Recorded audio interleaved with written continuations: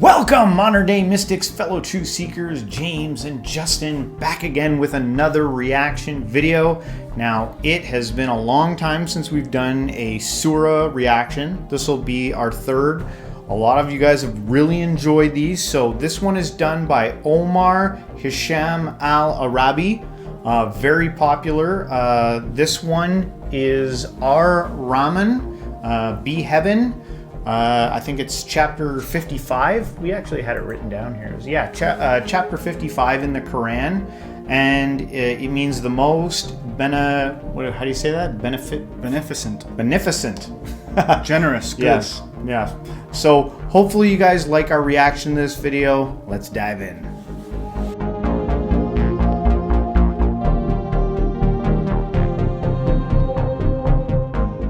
Alright guys, just before we jump into this recitation, I just wanted to speak to our Muslim community that is out there and following us. If you're new here, this message isn't really for you, but welcome to the channel.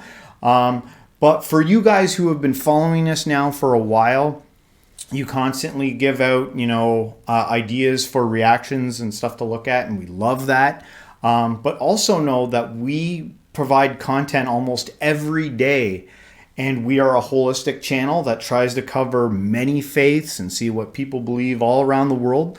And as we're trying to be open-minded here by watching some of your content and sharing our thoughts and opinions, please don't be shy. Watch us on our other reactions to other faiths and stuff like that. We'd love to hear your comments and stuff on that stuff too. Yes, a Muslim perspective on a Hindu or Christian video. It's an invitation, really, because we've discovered some pretty remarkable things by doing this, by actually taking seriously all the different religions. You start to see similarities that tie them together and all kinds of cool stuff. So so you don't have to wait a full week to see us. You can see us anytime you want. Sometime maybe hit the notification bell. That'll remind you every day when we drop another video. Now for this recitation, I am purposely going to try and get myself into like a meditative state to do it. It's 14 minutes long. I think we'll stop it somewhere in the middle and then let it play out, just so there's not too much stop and go. But I guess with that said, let's start her up. أعوذ بالله من الشيطان الرجيم. بسم الله الرحمن الرحيم. ar-rahman علم القرآن خلق الإنسان علمه البيان الشمس والقمر بحسبان والنجم والشجر يسجدان والسماء رفعها ووضع الميزان ألا تطغوا في الميزان وأقيموا الوزن بالقسط ولا تخسروا الميزان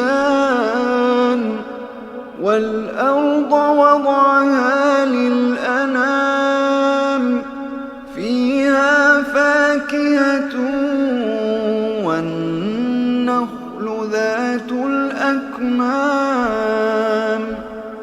والحب ذو العصف والريحان فبأي آلاء ربكما تكذبان خلق الإنسان من صلصال كالفخار وخلق الجان من مارج من نار فبأي آلاء ربكما تكذبان رب المشرقين ورب المغربين فبأي آلاء تكذبان مرج البحرين يلتقيان بينهما برزخ لا يبغيان فبأي آلاء ربكما تكذبان يخرج منهما اللؤلؤ والمرجان فبأي آلاء ربكما تكذبان وله الجوار المنشآت في البحر كالأعلام فبأي آلاء ربكما تكذبان كل من عليها فان ويبقى وجه ربك ذو الجلال والإكرام فبأي آلاء ربكما تكذبان يسأله من في السماوات والأرض كل يوم هو في شأن فبأي آلاء ربكما تكذبان سنفرغ لكم أيها الثقلان فبأي آلاء ربكما تكذبان يا معشر الجن والإنس إن استطعتم أن تنفذوا من أقطار السماوات والأرض فانفذوا لا تنفذون إلا بسلطان فبأي آلاء ربكما تكذبان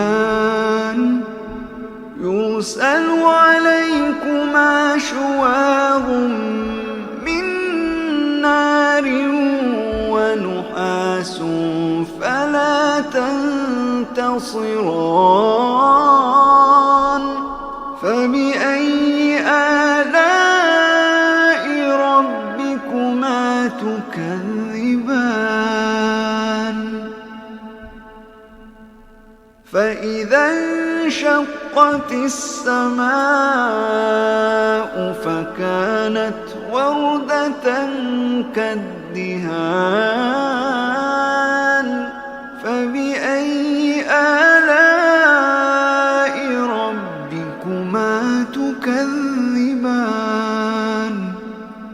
فيومئذ لا يسأل عن ذنبه إنس ولا جان.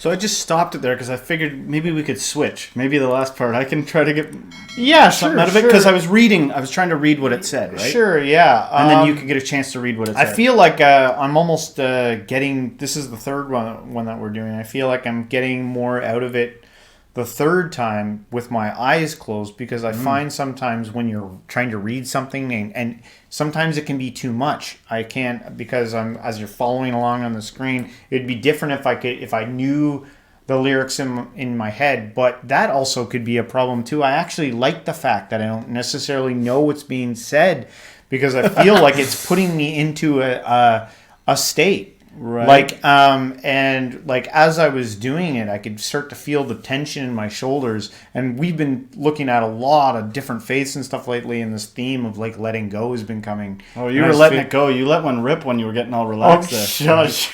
I'm kidding. No, but I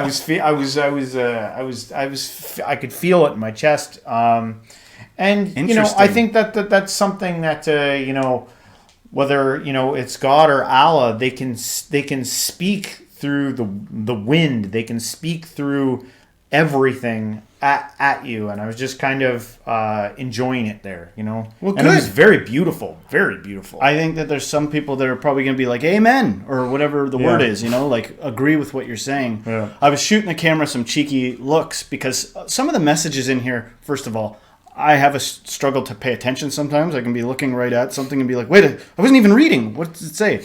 But what I did gather was that it would mention the things Allah has done. And then it would mention some blessings, some majestic things, the majesty of the creation. And then it would be like, do you deny this? You know, do you deny the Lord's blessings? Like I posed that question over and over again. And then it was at one point talking about the day of reckoning when the sky is like crimson, you know, so like a warning there too, you know. I have people close to me that are of other faiths. And, you know, when they're fervent, they don't hold back from mentioning warnings about what their religion has to say. Warnings. Yeah. There's a warning. There's a mention of God's blessings. And then there's a question like, you know, do you deny it? You know? Just so you know, just to fill you in on what I gathered some of the lyrics were. Please take it easy on me if I've misinterpreted something. But also I was like, we should switch so that you can say what you think the lyrics say, and I'll try to do what you did. Well, with what you've just told me there, you know, do I deny the beauty of the creation of God? No, I'm good with it. I think it is beautiful in many cases, at least environmentally and scenic, like these videos are putting on. It sounds beautiful, and I don't deny that you were entering into a relaxed, elated state. Yeah. But sometimes I wonder, you know, because there's a language gap, right? You could be sitting there because it sounds beautiful, and what if it's like, you know, if you're an infidel, you should not be chilling out right now. And you're like, you know what I mean? Like I'm just trying to keep it real. Yeah. All right, let's continue on. فبأي آلاء ربكما تكذبان يعرف المجرمون بسيماهم فيؤخذ بالنواصي والأقدام فبأي آلاء ربكما تكذبان هذه جهنم التي يكذب بها المجرمون يطوفون بينها وبين حميم آن فبأي آلاء ربكما تكذبان ولمن خاف مقام ربه جنتان فبأي آلاء ربكما تكذبان ذواتا أفنان فبأي آلاء ربكما تكذبان فيهما عينان تجريان فبأي آلاء ربكما تكذبان فيهما من كل فاكهة زوجان فبأي آلاء ربكما تكذبان متكئين على فرش بطائنها من استبرق وجنى الجنتين دان فبأي آلاء ربكما تكذبان فيه قاصرات الطرف لم يطمثهن إنس قبلهم ولا جان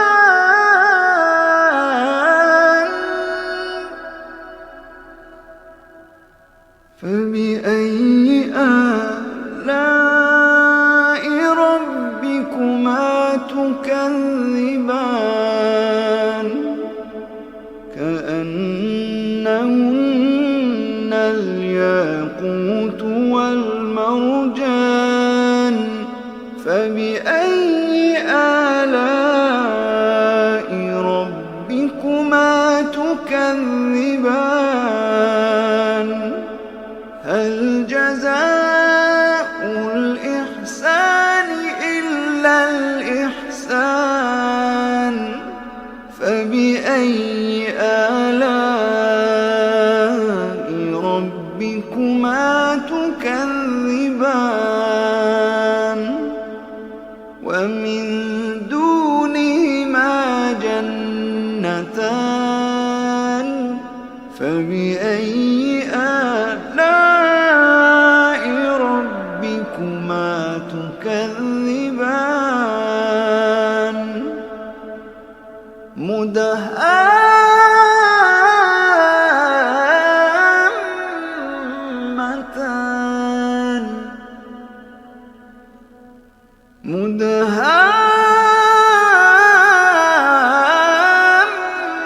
مدهامتان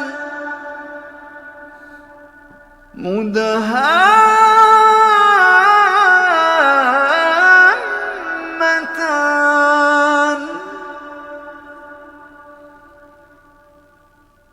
فبأي آلاء ربكما تكذبان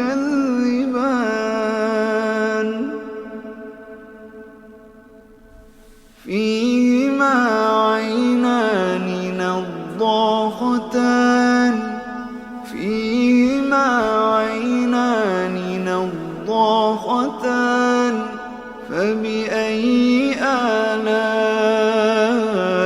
ربكما تكذبان فيهما فاكهة ونخل ورمان فبأي آلاء ربكما تكذبان فيهن خيرات حسان فبأي آلاء ربكما تكذبان حور مقصورات في الخيام حور مقصورات في الخيام فبأي آلاء ربكما تكذبان لم يطمثهن إنس قبلهم ولا جان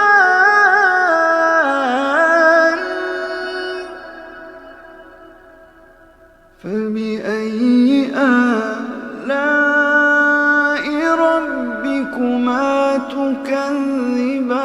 تكذبان متكئين على رفرف خضر وعبقري حسان فبأي آلاء ربكما تكذبان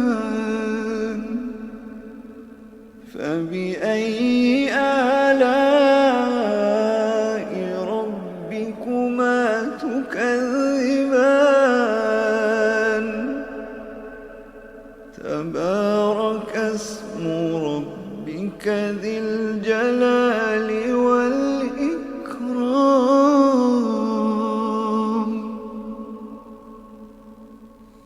So, well, why don't you go first now that you had the the opportunity there to kind of do the more meditative thing. How was that versus the first part? Definitely the first part I found more captivating. Very uncomfortable. Very aware that I'm being observed. Somebody probably observing that.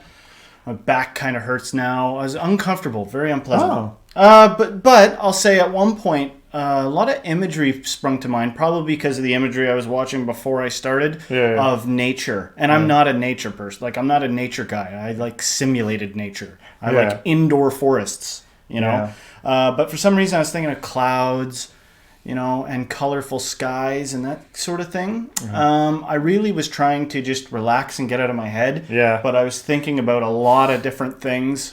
Yeah. And I was like, I don't understand what's being said. Yeah. Well, what the main theme in that video was which of the blessings do the both of you deny? I'm like, is this made for us, the both of you? Is it like, because it kept saying that over and over again.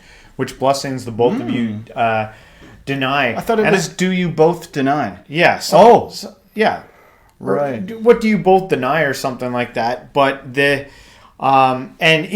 first of all, I was like, I don't deny. I don't deny the blessings of God. The good things that happen to me, I'm aware of them.